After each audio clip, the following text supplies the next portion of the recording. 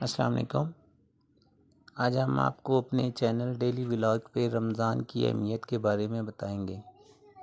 حضرت عبداللہ بن عباس رضی اللہ تعالیٰ عنہ سے روایت ہے کہ رسول اللہ صلی اللہ علیہ وسلم نے ارشاد فرمایا، جنت کو رمضان مبارک کے لیے خوشبوؤں کی دھونی دی جاتی ہے اور شروع سال سے آخر تک اسے آراستہ کیا جاتا ہے۔ جب رمضان کی پہلی رات ہوتی ہے، عرش کے نیچے سے ایک ہوا چلتی ہے جس کا نام مشیرہ ہے۔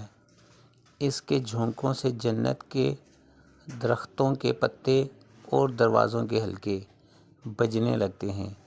جنت کے دروازے حضور پاک صلی اللہ علیہ وآلہ وسلم کی امت کے لیے کھول دیے جاتے ہیں اور جہنم کے دروازے بند کر دیے جاتے ہیں، اور جبرائیل علیہ السلام کو حکم ہوتا ہے کہ سرکش شیاطین کو قید کر کے گلے میں توق ڈال کر دریا میں پھینک دو تاکہ امت